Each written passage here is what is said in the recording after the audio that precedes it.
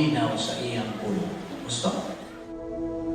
Di na tingali mga higayon sa mong kinabuhi, nagyatagan kang paagi na ikaw makasugod na sa pagsangyaw sa mga balita sa kaluwasan, apan imo lang kadtong gipalabay. There is discipline for failure to witness at the opportune moment. Divine viewpoint, mental attitude, mo kini ang pinugnan sa imong gahong espiritual. Sa walang plano sa Diyos, dinhi imo makatunan sa pulo sa Diyos. Kini kayo ba sa imprintado ng mga pulo sa Diyos o kini huna-una sa Diyos? Ang Diyos pinaagi sa iyang grasya, mipahimutang sa Vic Balbido Evangelistic Ministry, isip usa sa iyang paagi sa pagpadala sa iyang mensahe, sa paghupay ug paglaom. Tiwala niini karong mahulgaon o makuyaw nga kahimtang sa kalibutan. Karon aniya si Evangelist Vic Balbido nga may dala nga mga pulong nga angay sa atong pagpamalandong, ingon nga mga magtutuo ni Ginoong Hesukristo.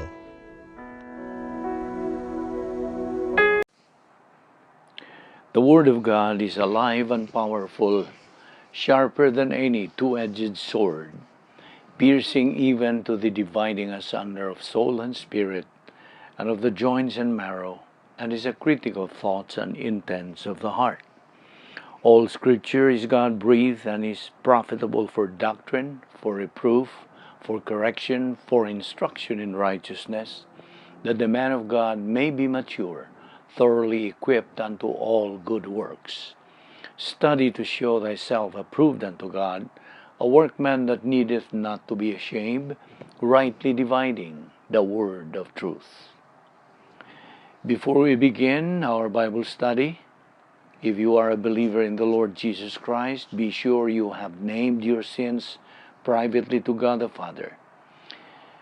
If we confess our sins, He is faithful and righteous to forgive us our sins and to cleanse us from all unrighteousness. You will then be in fellowship with God, filled with the Holy Spirit, and ready to learn Bible doctrine from the Word of God. God is Spirit, and those who worship Him must worship in the filling of the Spirit and biblical truth. John 4:24. But if you have never personally believed in the Lord Jesus Christ as your Savior, the issue is not naming your sins, not confessing your sins. The issue is faith alone in Christ alone. He who believes in the Son has eternal life, but he who does not obey the Son shall not see life, but the wrath of God abides on him. Therefore, believe on the Lord Jesus Christ, and thou shalt be saved. Let us pray. Heavenly Father, we thank you for the privilege of making use of this opportunity once again of assembling ourselves together in obedience to your word. We are living here in this country where the laws of the divine establishment sustain the freedom to worship, to assimilate the Word of God, and again be given the opportunity of accelerating in our advance to maturity, realizing the most fantastic things that life has to offer both now and forever. So may we be challenged to concentrate on these critical things, that our advance and glorification of Thee might be completed in the time allotted for us in this life. May God the Holy Spirit enlighten us, for we ask it in Christ's name. Amen. Well, just to refresh our mind, we have been discussing about the personal sins that people commit. Of course, that includes unbelievers, of course, and that's their usual practice. But for a believer, I'm talking to you as a believer, you should take note of this list of personal sins that we commit. We commit these sins every now and then because we still have the old sin nature that stirs us to commit these sins. Now, as a refresher again, there are lists of mental attitude sins. By the way, there are three major kinds of sins that's mentioned in the Bible. First, which is the worst kind of sins, is the mental attitude sins. Okay, here are the list for the mental attitude sins. These are only examples. We have pride or arrogance. You have hatred, implacability, bitterness, jealousy, envy, vindictiveness, guilty feelings, anxiety, self-pity, and worry. These are some of the lists of mental attitude sins that we usually commit. And then the second kind of sin is the sins of the tongue, lingual sins. We have examples like bullying, maligning, criticizing, lying, gossiping, judging. And then finally, the third kind of sin are overt sins. Overt, that's visible to everybody when you commit these sins, like murder, adultery, drunkenness, stealing. These are the list of personal sins that we usually commit. So I hope you take note of those lists that we just discussed, and I hope this will sink in to your mind that we have to be aware of this and be discerning that once we are caught up by these personal sins, then we get out of fellowship with the Holy Spirit. So therefore we have to be aware of this. Now, as believers, we have to preach the word, especially the missionaries, the believers that are involved in the missionary job, missionary tasks, like evangelists, and the communication gift like pastor teacher. These are spiritual gifts. At the moment of salvation, a believer is given one of these, any of these communication, or maybe a gift of help, administration, and all of those which we are going to discuss in the later days. Now, we have to preach according to 2 Timothy 4:2-4. Preach the word. Be ready in season and out of season. Reprove, rebuke, exhort with great patience and instruction. For the time will come when they will not endure sound doctrine, but wanting to have their ears tickled, they will accumulate for themselves teachers in accordance to their own desires, and will turn away their ears from the truth, and will turn aside to myths.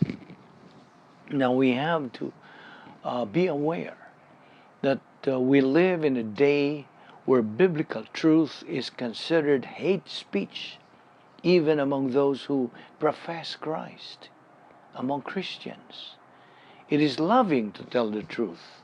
It is loving to tell the truth, no matter how much it may hurt the hearers. Now, in another note,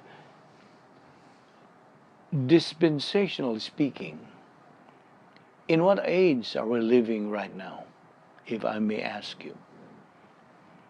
Dispensationally speaking, we are now living the age of the church. And you know, as a review, the age of the church was born during the Pentecost. It was born, that was the birth of the church age during the Pentecost, when the Holy Spirit came down and inspired the writers of the Bible and the apostles. And this is the beginning of the church age. Any person, any individual who profess to believe in Christ, put their trust in Christ, becomes the church. Every believer in Christ is now considered the church. You are a member of the universal church. Now, talking about this age that we are in, this is the most exciting age of believers. This is the age of equal privileges and equal opportunities. This is the unique age, but this is the most intensified stage of the angelic conflict or spiritual warfare between the forces of God and the forces of Satan. And this is the age of grace. That's the other name. And in fact, grace is the plan of God. And this is not only that, but this is the age of apostasy. This is the time that people now, the believers, even believers, are now departing from the truth. This is the age of apostasy. But this is also a mystery age. The doctrines that we are studying are part of the mystery age. Mystery doctrines are being discussed. This is the age where every believer is indwelt by the three members of the Godhead. God the Father, God the Son, and God the Holy Spirit indwell every individual believer in Christ. And besides, every believer is provided by God 40 irrevocable things at the moment of salvation. And every believer is provided by God the Bible, the omnipotence of God the Holy Spirit, the divine plan for the church, right pastor teacher. We have the privacy of the priesthood. We have logistical grace support. And we have spiritual freedom inside the plan of God, otherwise called the divine dynasphere. Now this age, the church age, will culminate during the rapture, otherwise called exit resurrection, where all believers will be caught up, snatched away in the clouds to meet the Lord in the air. 1 Thessalonians 4:16-17. Now, after hearing the gospel message of salvation, by comprehending, understanding, and perceiving, you make a decision to believe it. You accept Christ as Lord and Savior. You are then saved instantly. In 1/60th of a second, you are saved. Simultaneously with that, the following things actually happen to you now, a believer, to wit. Number one, you are imputed God's righteousness.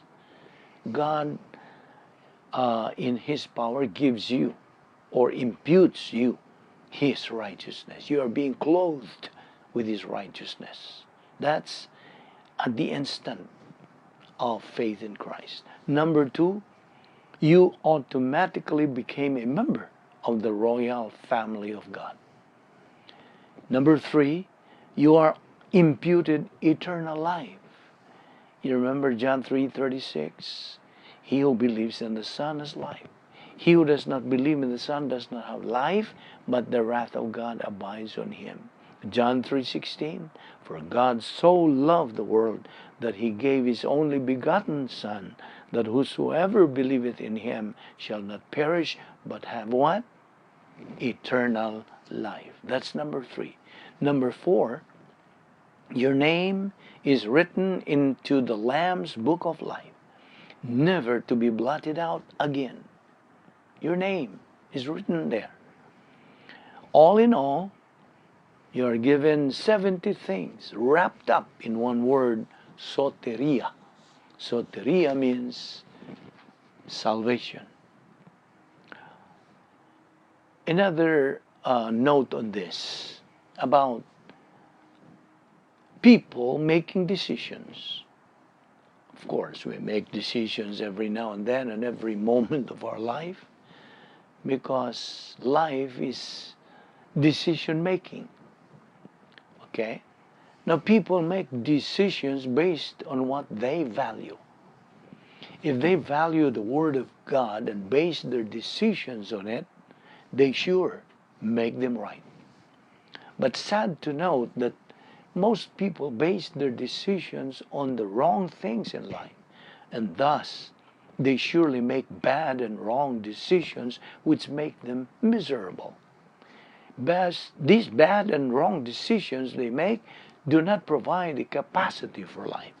In fact, a believer who is carnal cannot enjoy anything that he has because he is not happy. He's trying to build his happiness on the wrong things in life. He's looking for purpose.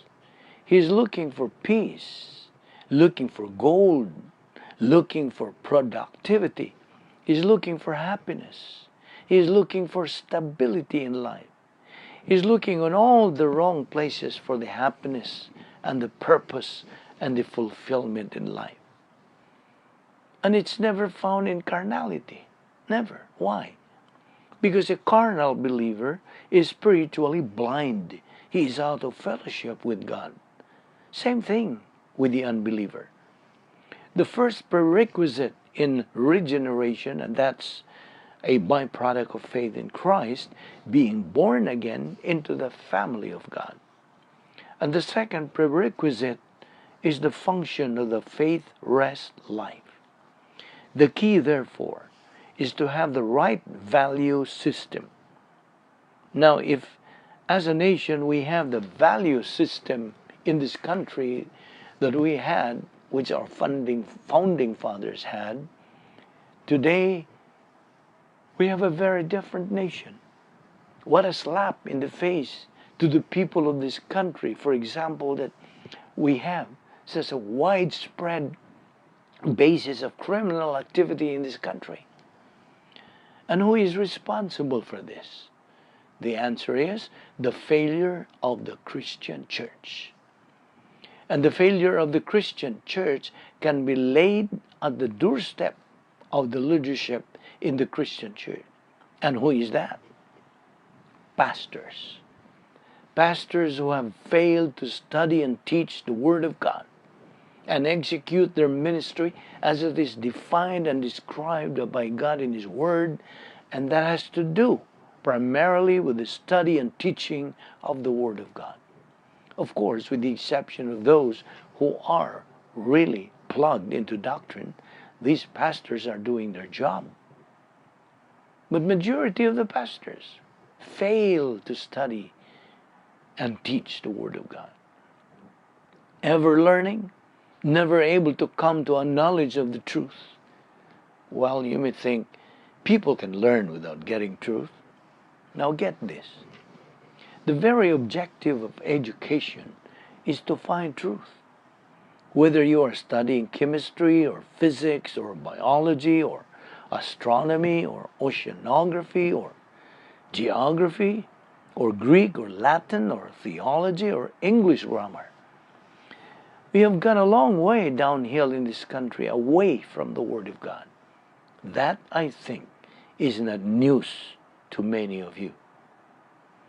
But what a slap in the face that we have the problems in our country that we have, because ultimately, regardless of whether they are social problems or marital problems or economic problems or criminal justice problems, political problems, military problems, they go back to the spiritual life. They go back to the theology of the country.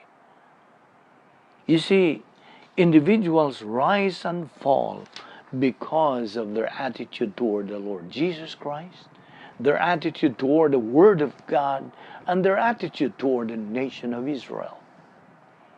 We're living right now with the use of the internet, worldwide, virtually instantaneous communication is a major contributor to the spread of religion. The spread of religion, the spread of lawlessness, the spread of criminal behavior throughout this country, and throughout the world. And talking about religion, we have to be reminded that religion is so deceptive, and it is Satan who is the master of it. He is a master imitator, a master in substitution. Now, so Satan is behind all this, all these religions. You know, Satan, formerly Lucifer, is a false accuser. There was an angelic rebellion, you remember, when he rebelled against God, and he fell. Lucifer fell. So the fall of Satan in Ezekiel 28:11-19, and he even convinced 1/3 of fallen angels, 1/3 of the angels, millions upon millions of angels. He was able to convince them to go with him, follow him. 1/3 of fallen angels, according to Revelation 12:1-4. And so, God would say to those who will be facing the great white throne judgment, in the last judgment, God would say to these people, "Depart from me, ye cursed. I do not know you." Matthew 25:41. So these are the devil's 4 falls, the 5 I wills, according to Isaiah 14:13-14. Number 1, out of the throne room of God. That's the first fall. Number 2 will occur in the middle of the tribulation period. Number 3, he will be kicked out to the abyss during the second coming of Christ. And number 4, he will go to the lake of fire after millennium. Now here are, I would say, 5 reasons why people want to get saved. Yes, there are people who want to get saved. Number 1 is fear of death. You see, most people fear death because of that fear of the unknown.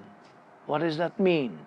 They do not know what's behind life after death. They do not know where they go after they depart from this world. And so they have fear of death. That's one reason. Number 2, they want forgiveness of sins. Number 3, they are lonely. Number 4, they want to avoid the lake of fire. Number 5, they don't want to be left out. Now, as we have said, let's go back to the description of Lucifer, the original name of Satan. Lucifer was the son of the morning, was the anointed cherub that covereth the preeminent angel, Isaiah 14:12. He was perfect when God created him. He was the most dazzling creature of light ever to come from the hand of God. His radiant beauty, breathtaking in its perfection. His voice resonant and melodious. His wisdom beyond mortal comprehension. His clothing of iridescent light, studded with priceless jewels. God appointed this peerless angel to the exalted position of honor guard to his throne, Ezekiel 28:12-15. But Lucifer rebelled and became adversary of God and his saints. He became arrogant and craved to possess the very power and glory of God, to usurp the throne for himself, to overthrow God's authority. Just imagine that. Lucifer's desire was to rule the universe, Isaiah 14:13-14. However, Satan, his new name after he fell, was judged and defeated at the cross. When our Lord finally said, "Tetelestai, it is finished," that is where Satan was defeated. His ultimate destiny is the eternal fire. Revelation 20:7-10. this destiny of Satan is sealed. Satan and his demons, the Greek daimonion in Matthew 9:33, and in Hebrew equivalent shed in Deuteronomy 32:17 and Psalms 106:36-37, are tormented forever. Thus, this indicates that they do not cease to have conscious existence.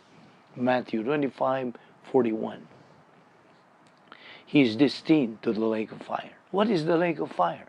Mark 9:44, Jude 1:13, Revelation 4:11. It is a place of torment. It is a condition of unspeakable misery, as indicated by the figurative terms used to describe its sufferings. Everlasting fire, where their warmth dieth not, and the fire is not quenched.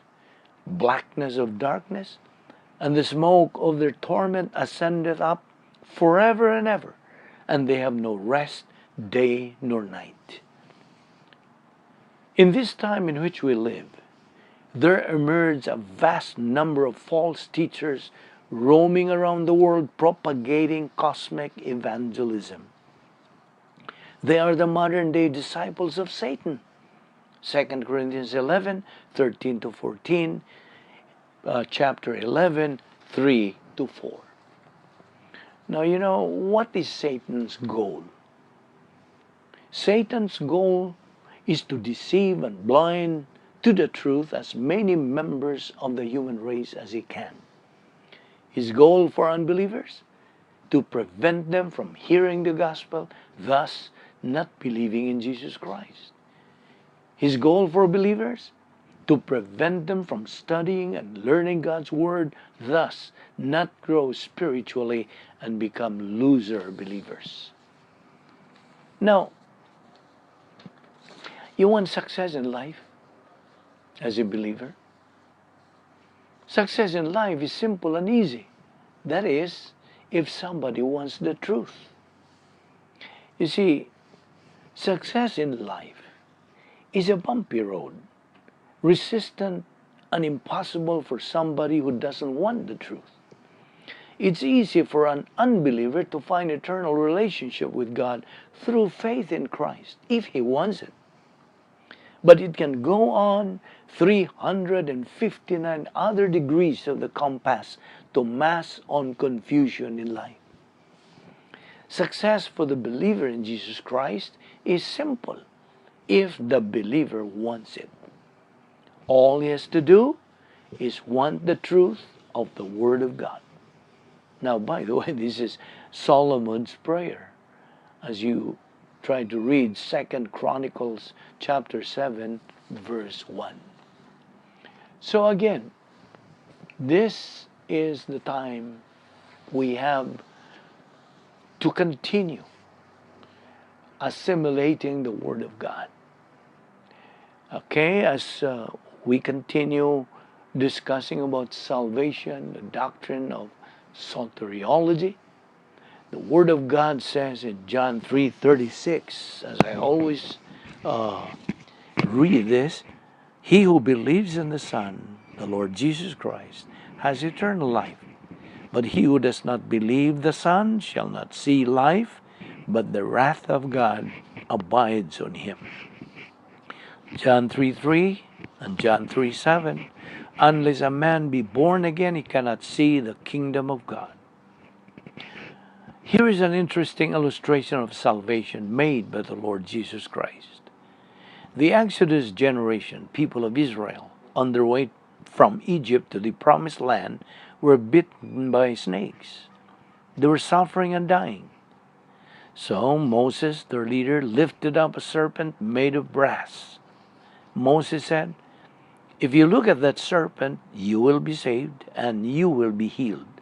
Numbers 21:8. Just look and be saved, he said.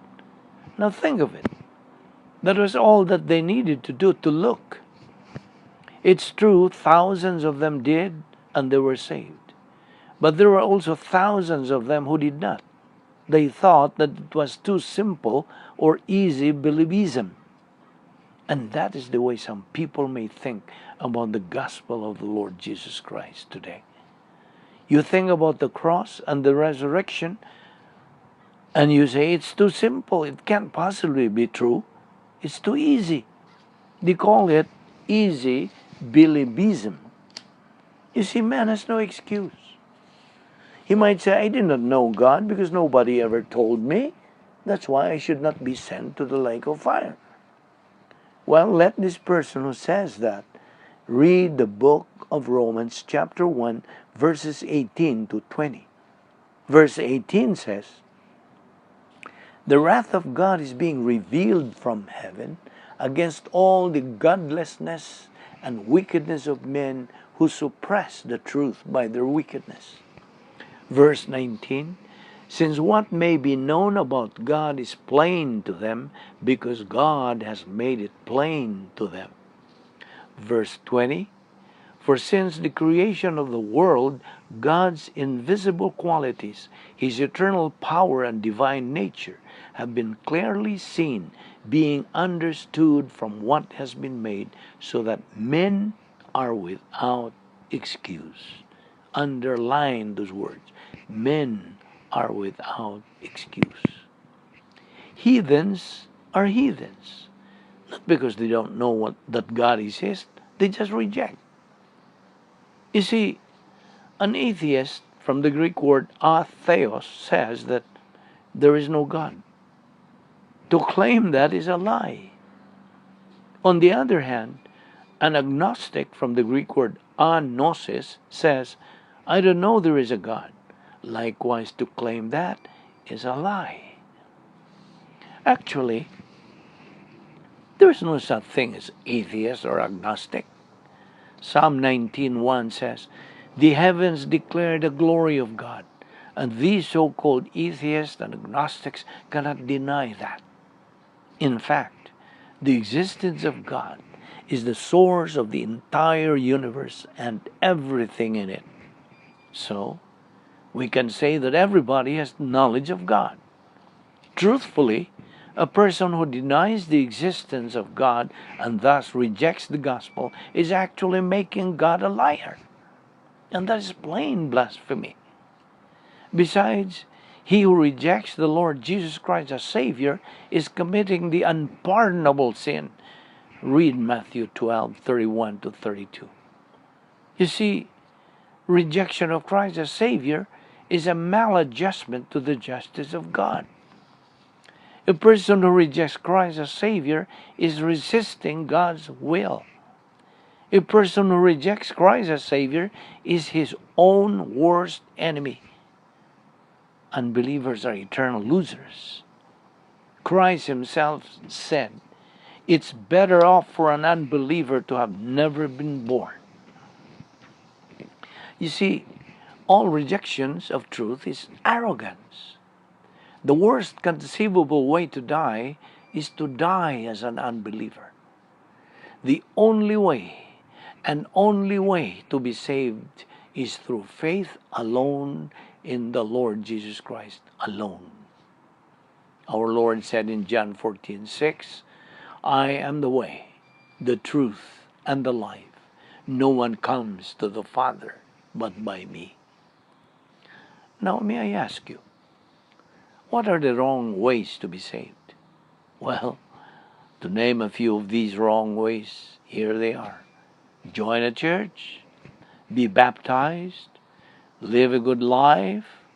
A lot of people do live a good life, but they are unsaved because they haven't believed in Christ as Savior. What else? Raise your hands. Now, the dying thief on the cross at our Lord's side couldn't raise his hands because his two hands were nailed to the cross. And then what else? Be a member of a church. Now, the church didn't exist yet in the Old Testament days. What else? Walk down an aisle. Invite Christ into your heart. Feel sorry for your sins, etc., etc., etc. Listen, the only correct way, in fact, it's God's perfect way to get saved, is to believe on the Lord Jesus Christ, and thou shalt be saved. Acts 16:31. Faith alone in Christ alone. So, encounter with Christ, either as Savior or Judge. And remember this, attitude towards Christ determines one's future in eternity. By the way, the Old Testament people like Abraham, David, Isaac, Jacob, etc. got saved by looking forward to the cross by faith. Now, we believers in the New Testament are saved by looking backward to the cross also by faith. Now, read about Nicodemus' encounter in his life, how he found salvation. Read John 3:1-21. You see, Christ died on the cross for all. 1 Timothy 2:4. Who wants all men to be saved and to come to a knowledge of the truth. 1 Timothy 2:6, who gave himself as a ransom for all men, the testimony given in its proper time. Hebrews 2:9, but we see Jesus, who was made a little lower than the angels, now crowned with glory and honor because he suffered death, so that by the grace of God we might taste death for everyone. 1 John 2:2, he is the atoning sacrifice for our sins, and not only for ours, but also for the sins of the whole world.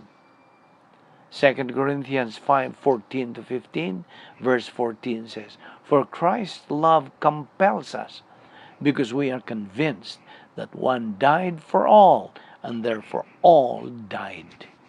Verse 15, and he died for all, that those who live should no longer live for themselves, but for him who died for them and was raised again. Now, believing that Christ died on the cross is history.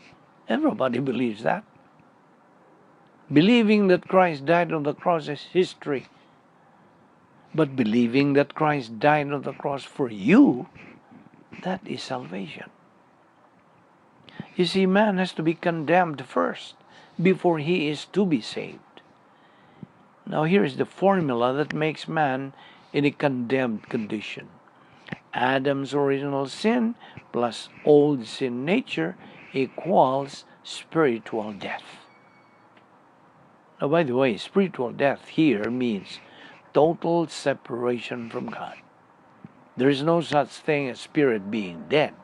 In fact, a spirit never dies. I repeat, spiritual death is just a term which means total separation from God. Hence, an unbeliever is totally separated from God, meaning he is spiritually dead, although he is physically alive. Okay? As we said earlier, man has to be condemned first before he can be saved. Now, here are some examples of a person who needs to be saved, meaning he needs to be rescued. Like, a person is about to drown, and someone offers him a helping hand to rescue him from drowning. Number 2, a person who is about to fall from a cliff. Someone offers him a helping hand to rescue him from falling. 3, a person who is dying from thirst, dehydration, and someone offers him a glass of fresh water to save him from being dehydrated. 4, a person who is dying.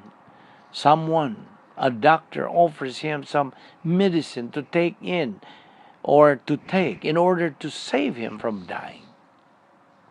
But get this, any person can accept or reject to be rescued. Why? Because it is a matter of choice. That's why.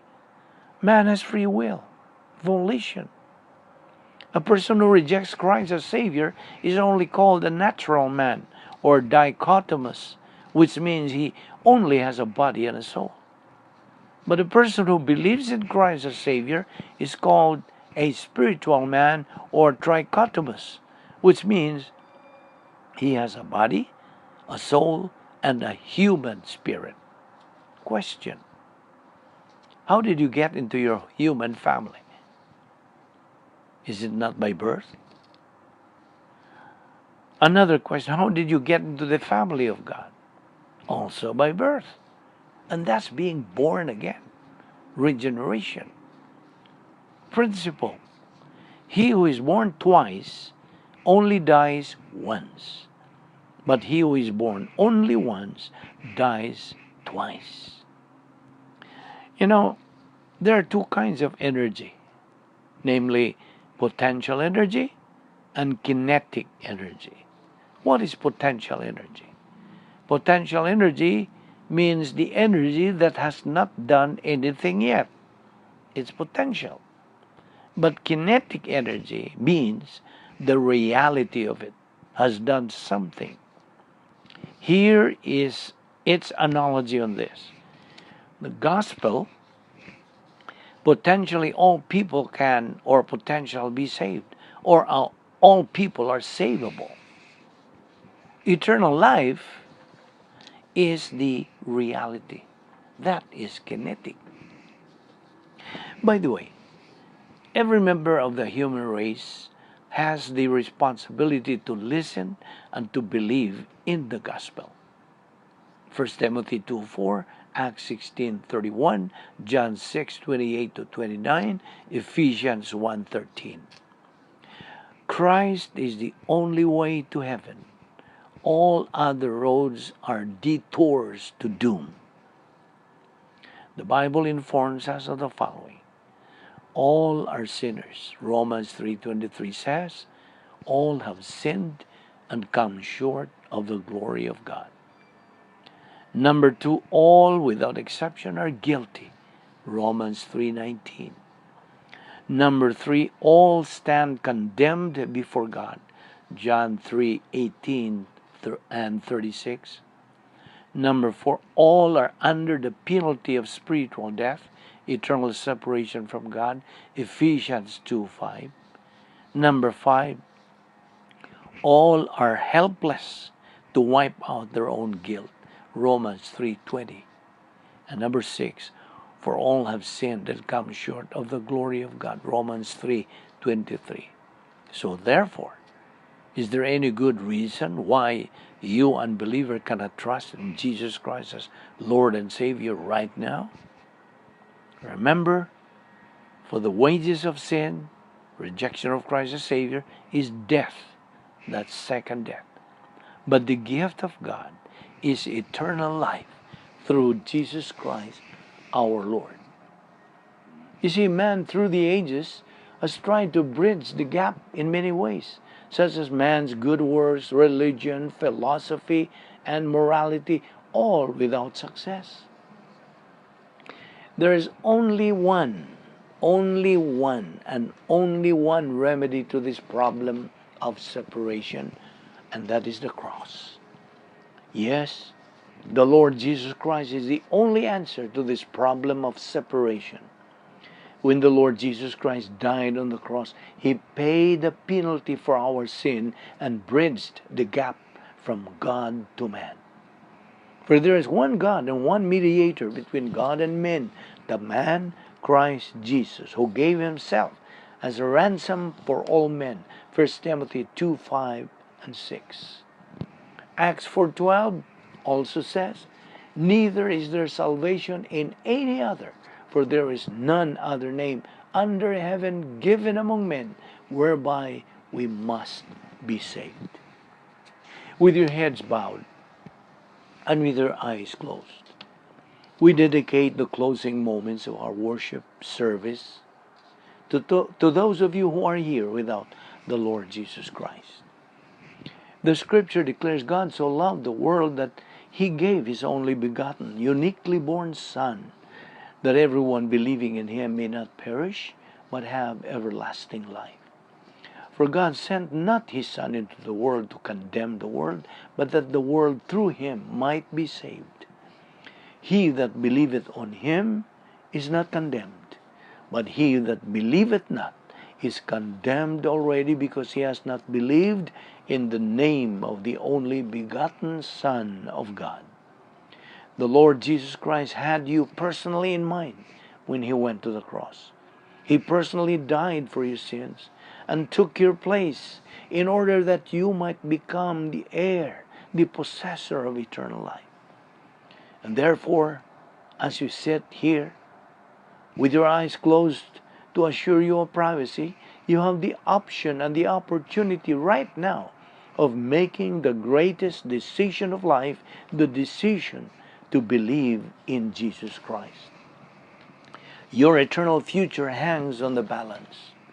Your eternal future is determined by your attitude towards Jesus Christ.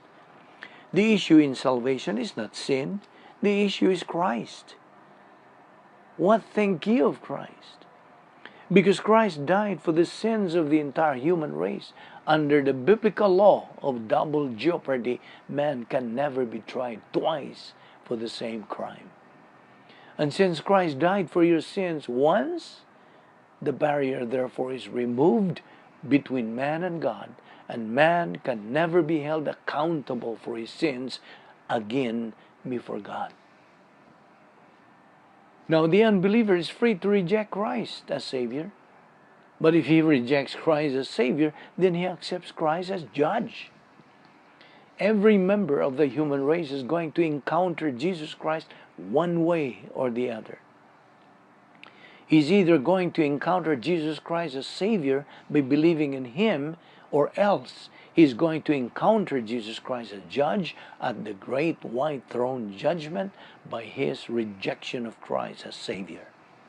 And so, in the quietness and privacy of your own soul, you have the option, the opportunity right now of making the greatest decision of life, the decision to believe in Jesus Christ. Your eternal future is determined by your attitude towards Jesus Christ. For these are written that you might believe that Jesus is the Christ, the Son of God, and that believing you might have life through His name.